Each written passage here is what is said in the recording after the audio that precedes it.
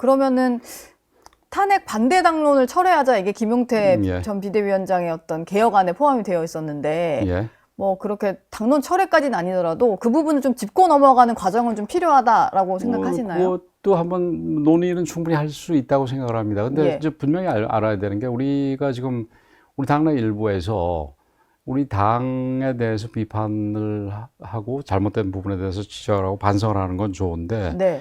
이 당을 좀 지나치게 잘못된 부분으로 색칠하는 거는 옳지 않다고 저는 생각을 합니다. 예를 들어서 우리 당이 뭐 계엄 옹호 세력은 물러나야 된다, 뭐 이렇게 얘기를 하는 사람도 있지 않습니까? 네. 우리 당에 계엄 옹호하는 세력 하나도 없습니다.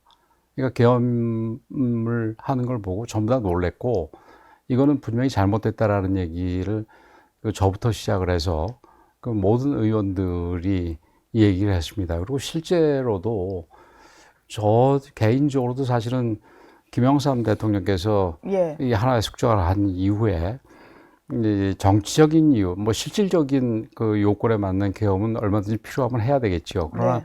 정치적인 이유에서 그 이 하는 계엄은 더 이상 이제 없게 됐다, 이렇게 생각을 했는데, 지금까지 나타난 바에 의하면은 이제 그런 종류의 계엄 아니겠습니까? 그래서 이런 부분에서 우리 당이 민주주의를 훼손한 그런 그 대통령을 배출한 정당으로서 큰 짐을 지게 됐습니다. 예. 그래서 앞으로 이런 부분을 벗어나기 위해서는 우리가 엄청나게 더 많은, 더 큰, 더 힘든 노력을 그 당의 민주성을 확보하고 예. 이런 노력들을 해야 되는 그런 부담이 생겼다, 이렇게 말씀을 드리는데, 네. 근데 이 탄핵에 대한 당론 무효화 부분도 좀 정확하게 좀 얘기를 할 필요가 있는 게, 그 탄핵을 언제까지나 우리가 절대 안 된다 이랬던 거가 아닙니다. 당시에 그거는 그 12월 14일 날 탄핵하는 거에 대해서 예. 그거는 반대하는 당론을 내린 이유는 12월 3일 날 계엄이 있고 12월 14일이면 열하루 아니겠습니까? 예. 아직 아무것도 지금 뭐 제대로 알려진 게 없었을 때입니다. 그리고 민주당의 탄핵안 자체도 그 직전에 나온 거는 우리 대통령의 탄핵 사유 중에, 윤 대통령의 탄핵 사유 중에 뭐 한미일 관계를 강화하고 뭐 중국 러시아를 멀리했다, 네. 멀리했다, 뭐 이런 식의 말도 안 되는, 이거는 거의 뭐 중국이나 북한 입장에서나 얘기할 수 있는 이런 내용들이 들어갔다가 이제 예, 빠졌죠. 나중에 실제될 때는 빠졌는데, 네. 그 당시에도 그 주장들에 대한 근거가 뭐 어떤 조사가 진행되거나 이런 게 아무것도 없었고, 언론인이신데 이렇게 얘기해서 죄송합니다만 신문기사 한 30장 정도가 증거의 다였습니다. 예, 탄핵안을 탄핵안에 대한 제출하는 데 있어서. 예. 그래서 그런 신문기사, 언론기사 30장 가지고 이렇게 탄핵하는 부분에 대해서는 우리가 반대한다 그러는 거였지. 아, 그 시점에 대한 반대이지 그렇죠. 정말로 그다음에 절대 그 반대가 탄핵안 아니고. 절차 과정에 대한 예. 반대였지.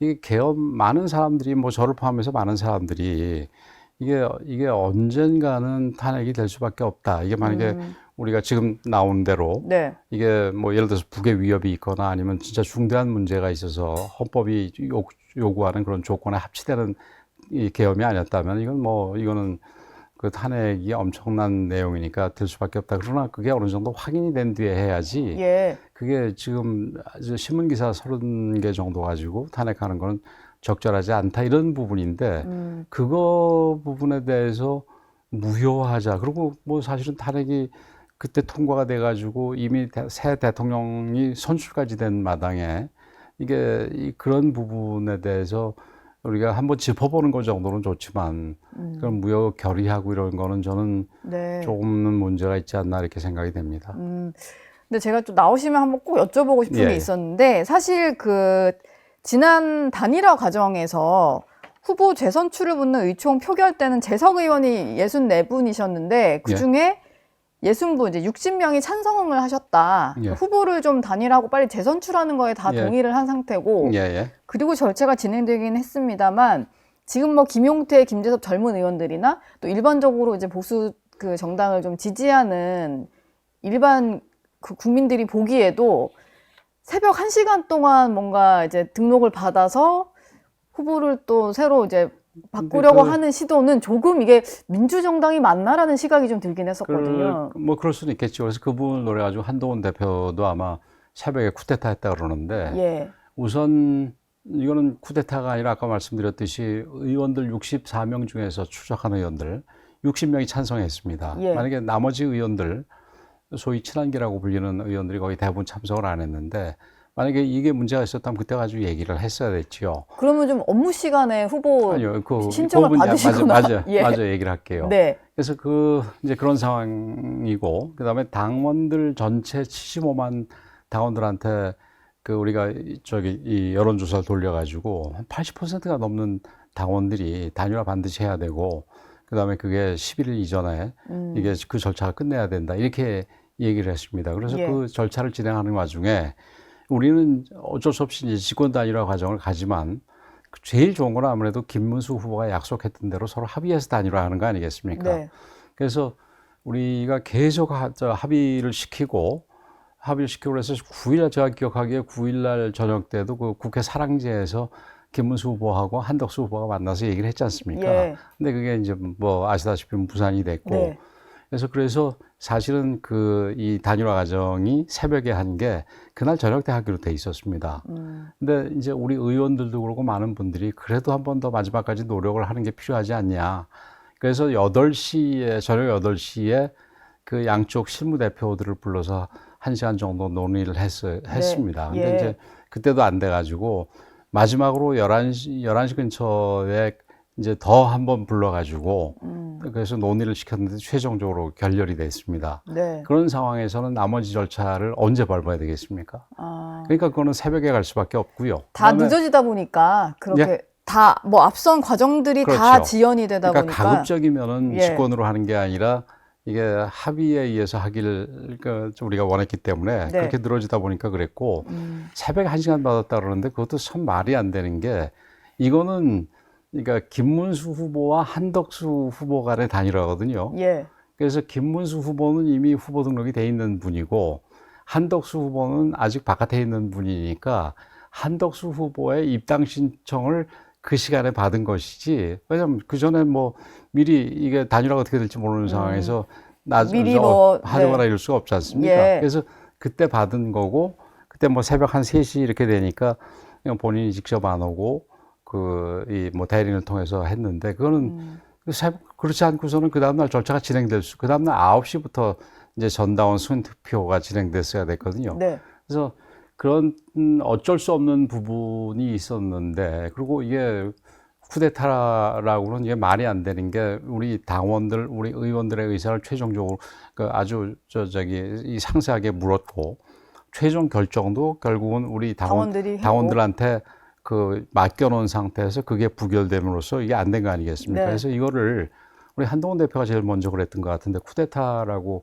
얘기를 하고 또 그때 어쩔 수 없이 이렇게 된 걸 무슨 자극적으로 새벽에 쿠데타라고 얘기한 그거는 아주 잘못된 거고 저는 이번에 그런 식의 행태를 보고 우리 한동훈 대표가 우리 당에 기대를 걸 만한 그런 인물은 아니구나 이런 생각을 하게 됐습니다. 아주 예. 뭐 실망을 크게 했습니다. 거기에 뭐 선거 그 이후에 선거 과정에 있어서도 이 당원 모집을 그때 하고 돌아다니는 걸 보고 네. 이게 선거 와중에 이런 일을 할 건가? 선거 운동 기간에 당원 예. 모집을 하고 하는 돌아다니는 게 것을 보고. 과연 맞는가 싶고 예. 그다음에 뭐 한 대표하고 가까운 분들이 무슨 뭐 윤핵관이 어떻고 무슨 친윤계가 어떻고 뭐 거기 기득권까지 얘기해가지고 그런 식으로 예. 비판하는데 그러면서 이제 이 윤석열 대통령에 대해서 그 측근들이 제대로 제어하지를 못해가지고 결국은 이 모습을 우리가 겪게 됐다 이렇게 얘기를 하는데 뭐 일부 맞는 얘기입니다. 뭐 계엄 같은 경우는 저희들이 뭐 전혀 손쓸 수가 없는 상황이기 때문에 네. 그렇다 치더라도 여러 가지 그 전에 국정에 어려움이 있었던 부분에 대해서 우리가 제대로 당의 견제 역할을 못했던 부분들은 우리 당 모두가 그리고 특히 윤 대통령하고 가까웠던 사람이 더 많이 반성을 해야 되겠지요. 그러나 한동훈 대표가 그런 식의 잘못된 행동을 하는데 아직은 대통령도 아닌 사람한테 예. 가까운 분들이 거기 문제를 지적하고 그 부분에 대해서 한 대표가 옳은 결정을 할 수 없도록 하는 부분에 대해서는 그분들은 더하면 더했지 예. 못하지 않다. 그래서 이분들 뭐 앞으로 우리 당에 뭐 중요한 이 기둥 역할을 해야 될 분들이고 뭐 많은 분들이 새롭게 정치에 들어온 분들인데 네. 이제 새롭게 정치를 시작하면서 우리 기성 정치가 잘못된 부분이 있다면은 네. 이런 분들이 한동훈 대표도 사실은 정치 시작하신 지 얼마 안 된 분이니까 이런 분들에서 그러니까 지적이 있을 때는 바로 고치고 그다음에 잘못된 부분에 있어서는 내부에서도 그게 분명히 이 지적이 되는 비판이 되는 그런 뭐 메커니즘이랄까요? 네. 그런 게 만들어지지 않는다면 저는 우리 당의 기둥 역할을 하기가 어려워질 거다 이렇게 생각을 합니다. 한동훈 전 대표와 그 주변에 어떤 친한계로 분류되는 분들에 대해서까지 말씀해 주신 것 같은데 그러면 지금 이제 전당대회에 한동훈 전 대표가 나올 거냐 말 거냐를 가지고 여러 가지 관측들이 나오고 있잖아요. 의원님 생각에는 뭐 본인이 판단해야죠. 뭐 본인이 판단하고 근데 나올 타이밍은 아닌 것 같으십니까?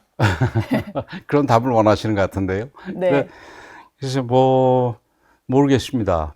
저는 그거는 전적으로 본인이 판단에 맡길 부분이고 지금 상황은 그렇습니다. 아까 우리 당의 개혁 의지도 없고 우리가 개혁이 절대적으로 필요함에도 불구하고 윤 대통령의 잘못된 유산 네. 부분에 대해서 청산할 생각들이 뭐 전혀 없느니 뭐 이러지 않습니까? 그런 얘기들을 하는 하지 분들이 않습니까? 그래서 있죠. 제가 네. 반드시 그렇지는 않다고 얘기한 거 아니겠습니까?